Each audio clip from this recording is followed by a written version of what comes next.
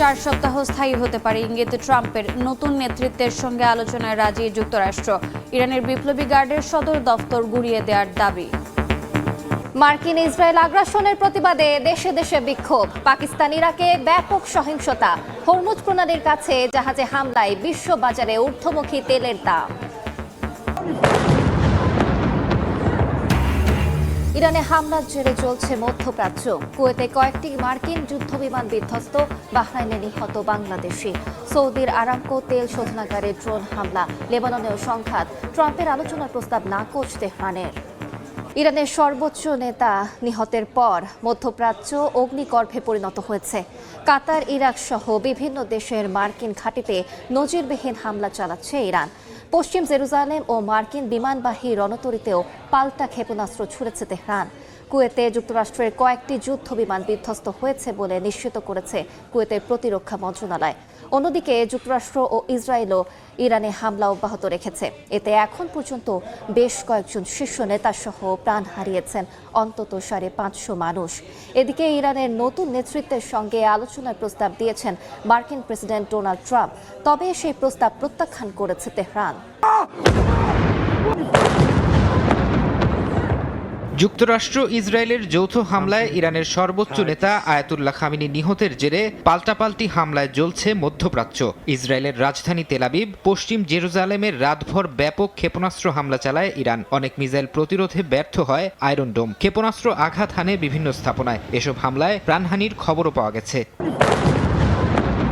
মধ্যপ্রাচ্যের কয়েকটি দেশের মার্কিন ঘাঁটিতেও দফায় দফায় হামলা চালিয়েছে ইরান। ক্ষেপণাস্ত্র ও ড্রোনের আঘাতে আগুন ধরে বিভিন্ন স্থানে। ইরাকে মার্কিন ঘাঁটিতে হামলার পর বিস্ফোরণ হয়েছে। এছাড়া কুয়েতও সোমবার ইরানি ড্রোন প্রতিহত করার দাবি করেছে। হামলা হয়েছে বাহরাইন, জর্ডানেও। সৌদি আরবের সবচেয়ে বড় তেল শোধনাগার আরামকোতে ড্রোন হামলা চালিয়েছে ইরান। হামলার পর শোধনাগারটি সাময়িকভাবে বন্ধ ঘোষণা করা হয়েছে। কুয়েতের আকাশে যুক্তরাষ্ট্রের যুদ্ধবিমান ভূপাতিত করার দাবি করেছে ইরান। কয়েকটি মার্কিন যুদ্ধবিমান বিধ্বস্ত হয়েছে বলে জানিয়েছে কুয়েতের প্রতিরক্ষা মন্ত্রণালয়। যদিও এসব যুদ্ধবিমান কি কারণে বিধ্বস্ত হয়েছে তা কোনো পক্ষ নিশ্চিত করেনি। মার্কিন বিমানবাহী রণতরীতে 4টি ক্ষেপণাস্ত্র আঘাত হানার দাবি করেছে ইরান। আইআরজিসি জানায় রণতরী ইউএসএস আব্রাহাম লিঙ্কনে হামলা চালিয়েছে তারা। এতে মার্কিন সামরিক বাহিনীর কয়েকজন সদস্য নিহত হয়েছেন বলে দাবি তাদের। যদিও এক মার্কিন কর্মকর্তা ইরানি ক্ষেপণাস্ত্র হামলায় রণতরীতে কোনো প্রভাব পড়েনি বলে দাবি করেছেন। অন্যদিকে ইরানেও অব্যাহত রয়েছে হামলা। গোলাবর্ষণ করেছে ইসরায়েল। তেহরানে কয়েক দফা ব্যাপক বিস্ফোরণের খবর পাওয়া গেছে। হামলায় বিভিন্ন বেসামরিক স্থাপনায় ক্ষয়ক্ষতি হয়েছে। রাজধানীর গান্ধী হাসপাতালেও বিমান হামলা চালানো হয়। ইউরোপের দেশ সাইপ্রাসেও ব্রিটিশ বিমান বাহিনীর ঘাঁটিতে ড্রোন আঘাত হেনেছে বলে দাবি করেছে যুক্তরাজ্যের প্রতিরক্ষা মন্ত্রণালয়। এর পরপরই প্রধানমন্ত্রী কিয়ার স্টারমার ঘোষণা দেন ইরানে হামলা চালাতে যুক্তরাজ্যের ঘাঁটি ব্যবহার করতে পারবেন মার্কিন সেনারা। সাইপ্রাসে হামলার পর ফ্রান্স, জার্মানিও যে কোনো হামলার বিরুদ্ধে প্রতিরোধমূলক ব্যবস্থা গ্রহণের সিদ্ধান্ত নিয়েছে।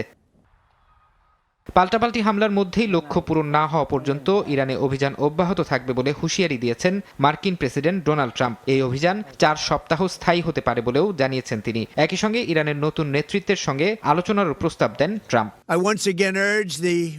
আমি আবারও বিপ্লবী গার্ড, ইরানের সামরিক বাহিনী ও পুলিশকে আহ্বান জানাচ্ছি, অস্ত্র সমর্পণ করুন এবং পূর্ণ দায়মুক্তি গ্রহণ করুন। না হলে নিশ্চিত মৃত্যুর মুখোমুখি হতে হবে এবং তা মোটেও সুখকর হবে না। এদিকে যুক্তরাষ্ট্রের সঙ্গে পরমাণু ইস্যুতে আলোচনার সম্ভাবনা নাকচ করে দিয়েছেন ইরানের জাতীয় নিরাপত্তা পরিষদের শীর্ষ কর্মকর্তা আলী লারিজানি।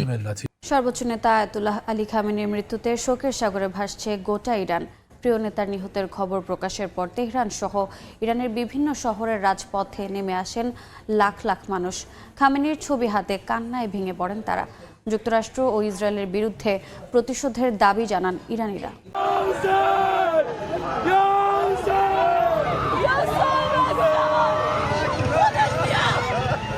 এই অশ্রু শোকের, প্রিয়জন হারানোর বেদনার। যুক্তরাষ্ট্র ও ইসরায়েলের যৌথ আগ্রাসনে ইরানের সর্বোচ্চ ধর্মীয় নেতা আয়াতুল্লাহ আলী খামেনির মৃত্যুর খবর ছড়িয়ে পড়ার সঙ্গে সঙ্গে রাজপথে নেমে আসেন লাখ লাখ মানুষ।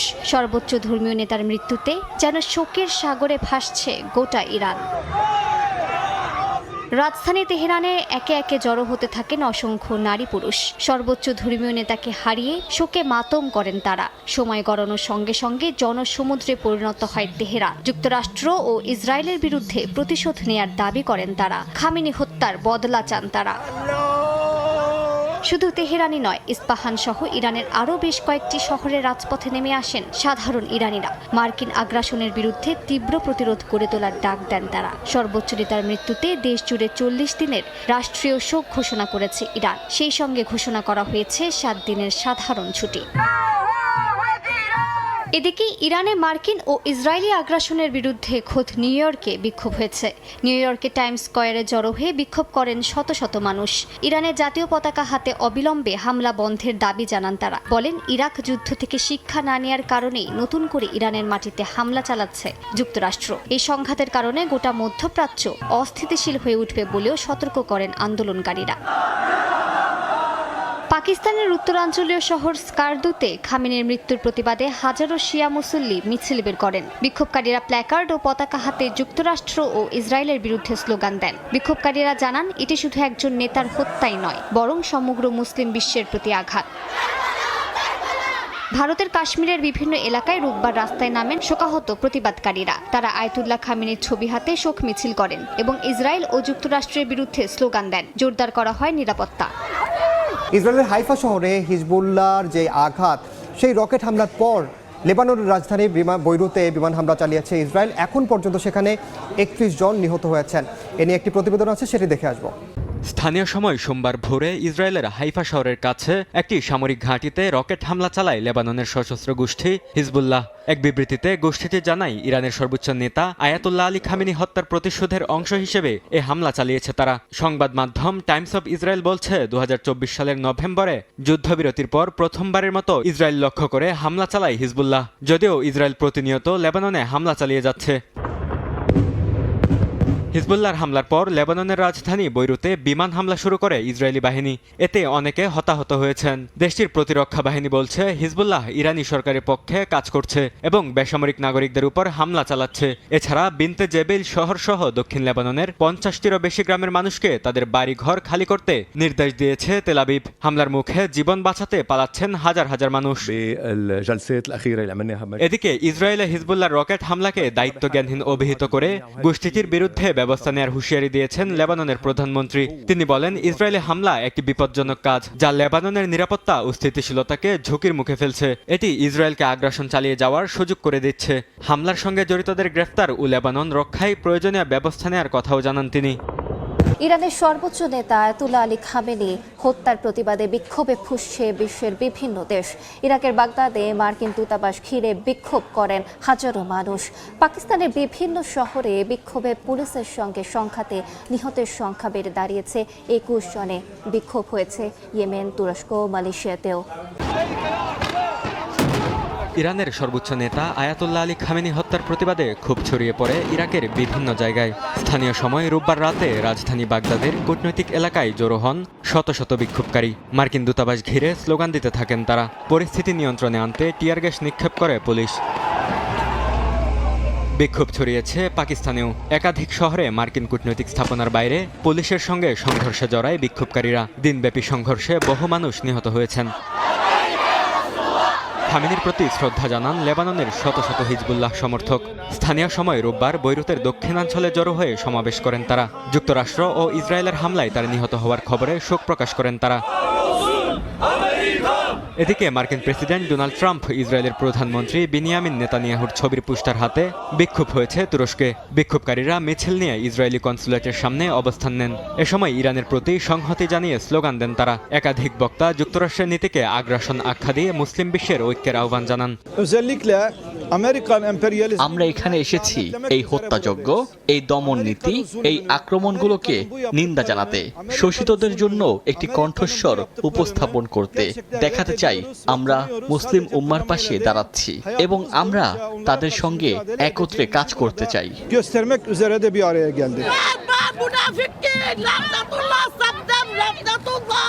ইরানি পতাকা ও খামেনির ছবি নিয়ে মালয়েশিয়ার কুয়ালালামপুরেও যুক্তরাষ্ট্রের দূতাবাসের সামনে বিক্ষোভ করেন শত শত মানুষ। সমাবেশ থেকে যুক্তরাষ্ট্রের আগ্রাসনের প্রতিবাদ জানান তারা। একই দিন ইয়েমেনের রাজধানী সানায় হাজার হাজার বিক্ষোভকারী রাস্তায় নেমে ইরানের প্রতি সংহতি জানান। যুক্তরাষ্ট্র ও ইসরায়েল বিরোধী স্লোগান দেন বিক্ষোভকারীরা। রাইফেল হাতে সমাবেশে অংশ নেন অনেকেই। ইরান যুদ্ধ শুরুর পর আবারও আলোচনায় হরমুজ প্রণালীর কাছে কমপক্ষে 3টি জাহাজে হামলার পর বিশ্বব্যাপী বাড়ছে অপরিশোধিত জ্বালানি তেলের দাম। সংঘাত দীর্ঘ হলে প্রতি ব্যারেলের দাম $100 থেকে $150 ছাড়াতে পারে বলে সতর্ক করেছেন বিশ্লেষকরা। যুক্তরাষ্ট্র ও ইসরায়েলের চলমান হামলার জেরে মধ্যপ্রাচ্য জুড়ে হামলা চালাচ্ছে ইরান। এমন পরিস্থিতিতে আবারও আলোচনার কেন্দ্রে চলে এসেছে হরমুজ প্রণালী। বিশ্বে প্রায় 20% তেল ও গ্যাস পরিবহন হওয়ায় প্রণালীর কাছে কমপক্ষে 3টি জাহাজে হামলার পর বিশ্বব্যাপী জ্বালানি তেলের দাম বাড়ছে। বার্তা সংস্থা রয়টার্স জানায় সোমবার সকালে প্রতি ব্যারেল ব্রেন্ট ক্রুডের দাম 4.5% বেড়ে $76 দাঁড়িয়েছে। আর ওয়েস্ট টেক্সাস ইন্টারমিডিয়েটের দাম 3.9% বেড়ে ব্যারেল প্রতি দাঁড়িয়েছে $69.59। UK maritime trade operation centre UKMTO জানিয়েছে 2টি জাহাজে আঘাত হানা হয়েছে এবং একটি জাহাজের খুব কাছাকাছি একটি অজানা প্রজেক্টাইল বিস্ফোরিত হয়েছে। ইরানের Islamic revolutionary guards crops IRGC জানায় যুক্তরাজ্য ও মার্কিন যুক্তরাষ্ট্রের 3টি ট্যাঙ্কার ক্ষেপণাস্ত্রের আঘাতে পুড়ে গেছে। অবশ্য জাহাজগুলোকে এই প্রণালী এড়িয়ে চলার জন্য সতর্ক করেছে ইরান। প্রণালীর প্রবেশপথে আন্তর্জাতিক জাহাজ চলাচল প্রায় স্থবির হয়ে পড়েছে। তবে দীর্ঘস্থায়ী সংঘাতে বৈশ্বিক বাজারে জ্বালানি তেলের দাম আরও বেড়ে ব্যারেল প্রতি $100 হতে পারে বলে সতর্ক করেছেন বিশ্লেষকরা। গেল 24 ঘন্টায় গাজায় ইসরায়েলি বাহিনীর হামলায় 1 জন নিহত ও 7 জন আহত হয়েছেন। এদিকে রাফাহ সহ অন্য সব সীমান্ত বন্ধ করে দিয়েছে ইসরায়েলি সেনারা। এতে শত শত মানুষ চেক পয়েন্টে আটকা পড়েছেন। গাজায় নেতানিয়াহু বাহিনীর আগ্রাসন এখনও থামেনি। স্থানীয় সময় রোববার গাজার হাসপাতালগুলোতে হতাহতদের আনা হয়। তবে উদ্ধার কাজ ব্যাহত হওয়ায় অনেক মরদেহ এখনও ধ্বংসস্তূপের নিচে বা রাস্তায় পড়ে রয়েছে বলে জানায় সংশ্লিষ্ট কর্তৃপক্ষ। উদ্ধারকারী দল বহু এলাকায় পৌঁছাতে পারছে না বলেও জানান তারা। এদিকে রাফা সীমান্তের পাশাপাশি অন্য সব সীমান্তেও ইরানের ওপর মার্কিন ইসরায়েলি হামলার দিনই বন্ধ করে দেয় তেল আবিব। শুধুমাত্র জরুরি কর্মীদের জন্য পথ খোলা রাখা হয়। এতে শত শত মানুষ চেকপয়েন্টে আটকা পড়েন। শিক্ষার্থীদের স্কুল কলেজে পৌঁছানো ব্যাহত হওয়ায় অনলাইনে ক্লাস নেওয়ার ঘোষণা দেয় ফিলিস্তিনি শিক্ষা মন্ত্রণালয়। গাজা কর্তৃপক্ষ বলছে রাফা সীমান্ত বন্ধ থাকলে আহত রোগীদের চিকিৎসা পাওয়ার সুযোগ সীমিত হয়ে আসবে, যা আন্তর্জাতিক মানবিক আইনের পরিপন্থী। 2025 সালের 11 অক্টোবর যুদ্ধবিরতি কার্যকর হওয়ার পরও গাজায় ইসরায়েলি সহিংসতা পুরোপুরি থামেনি। ওই সময় থেকে এখন পর্যন্ত 629 জন নিহত ও 1693 জন আহত হয়েছেন। পাশাপাশি 735টি মরদেহ উদ্ধার করা হয়েছে। দীর্ঘস্থায়ী এই অভিযানে গাজার স্বাস্থ্য ব্যবস্থা মারাত্মক চাপে রয়েছে বলে মত বিশ্লেষকদের। যুক্তরাষ্ট্র ও ইসরায়েলের যৌথ হামলা ইরানের সর্বোচ্চ ধর্মীয় নেতা আয়াতুল্লাহ আলী খামেনি সহ বেশ কয়েকজন শীর্ষ কর্মকর্তা নিহত হয়েছেন। এদের মধ্যে ইরানের সশস্ত্র বাহিনীর প্রধান আব্দুল রহিম মুসাভি এবং প্রতিরক্ষা মন্ত্রী আজিজ নাসিরজাদেহ রয়েছেন। ইরানে যুক্তরাষ্ট্র ও ইসরায়েলের যৌথ হামলায় একের পর এক শীর্ষ কর্মকর্তার মৃত্যুর খবর সামনে আসছে। দেশটির গণমাধ্যমের তথ্য অনুযায়ী সর্বোচ্চ নেতা আয়াতুল্লাহ আলী খামেনির পাশাপাশি তার মেয়ে, জামাতা ও নাতিও নিহত হয়েছেন। শনিবার তেহরানের কমপ্লেক্সে মার্কিন আগ্রাসনে খামেনির রাজনৈতিক উপদেষ্টা এবং দেশটির প্রতিরক্ষা পর্ষদের সেক্রেটারি আলী শামখানি নিহত হন। এছাড়া ইরানের সশস্ত্র বাহিনীর প্রধান আব্দুল রহিম মুসাভি এবং প্রতিরক্ষা মন্ত্রী আজিজ নাসিরজাদেহ নিহত হয়েছেন বলে নিশ্চিত করেছে আল জাজিরা। এছাড়াও যৌথ হামলায় সামরিক বাহিনীর অভিজাত শাখা ইসলামী রেভলিউশনারি গার্ড কর্পস বা IRGCর শীর্ষ কমান্ডার জেনারেল মোহাম্মদ পাকপরও নিহত হয়েছেন। এক প্রতিবেদনে ইরান জানায় ইসরায়েল ও যুক্তরাষ্ট্রের হামলায় আরও বেশ কয়েকজন কমান্ডার মারা গেছেন। সর্বোচ্চ নেতা ও শীর্ষ কমান্ডারদের পাশাপাশি বহু বেসামরিক মানুষও হতাহত হয়েছেন। ইরানের দক্ষিণাঞ্চলীয় মিনাব শহরে মেয়েদের স্কুলে ভয়াবহ হামলায় শতাধিক নিহতের খবর দিয়েছে দেশটির গণমাধ্যম। ইউক্রেনের জাপোরিজিয়া অঞ্চলের 2টি বসতি নিয়ন্ত্রণে নেওয়ার দাবি করেছে রাশিয়া। এদিকে আবুধাবিতে মার্চের শুরুতে বৈঠকের কথা থাকলেও ইরানকে ঘিরে উত্তেজনায় অনিশ্চয়তা তৈরি হয়েছে। ওয়াশিংটন, মস্কো, কিয়েভ ত্রিপক্ষীয় পরবর্তী শান্তি বৈঠকের সময় ও স্থান নির্ভর করবে মধ্যপ্রাচ্যের নিরাপত্তা পরিস্থিতির উপর বলে জানান ইউক্রেনের প্রেসিডেন্ট ভলোদিমির জেলেনস্কি। স্থানীয় সময় রোববার ইউক্রেনের খার্কিভ ও ঝাপোরিঝিয়া অঞ্চলের দুটি বসতি নিয়ন্ত্রণে আনার দাবি করে রাশিয়া। এদিকে পাল্টা হামলা চালিয়ে বেলগোরদ অঞ্চলে ড্রোন নিয়ন্ত্রণ কেন্দ্র ধ্বংসের দাবি করে কিয়েভ। ইউক্রেনের প্রেসিডেন্ট ভলোদিমির জেলেনস্কি বলেন, রাশিয়ার টানা ক্ষেপণাস্ত্র ও ড্রোন হামলার মধ্যেও কিয়েভ সবচেয়ে কঠিন শীত পার করেছে। জানুয়ারি-ফেব্রুয়ারিতে তাপমাত্রা নেমে যায় -20 ডিগ্রি সেলসিয়াসে। সে সময়ে জ্বালানি অবকাঠামো লক্ষ্য করে ধারাবাহিক হামলা চালানো হয় বলে অভিযোগ জেলেনস্কির। ফেব্রুয়ারির শেষ সপ্তাহেই রাশিয়া 1720টির বেশি ড্রোন, প্রায় 1300 গাইডেড এয়ার বোমা এবং শতাধিক ক্ষেপণাস্ত্র নিক্ষেপ করেছে বলে সামাজিক মাধ্যমে জানান জেলেনস্কি। এদিকে আবুধাবিতে মার্চের শুরুতে বৈঠকের কথা থাকলেও ইরানকে ঘিরে উত্তেজনায় অনিশ্চয়তা তৈরি হয়েছে। জেলেনস্কি বলেন, যুক্তরাষ্ট্র, রাশিয়া, ইউক্রেন ত্রিপক্ষীয় পরবর্তী শান্তি বৈঠকের সময় ও স্থান নির্ভর করবে মধ্যপ্রাচ্যের নিরাপত্তা পরিস্থিতির উপর। জেনেভায় সবশেষ বৈঠক কঠিন ছিল বলে জানিয়েছে কিয়েভ ও মস্কো, যদিও আলোচনার অগ্রগতির কথা জানায় ওয়াশিংটন।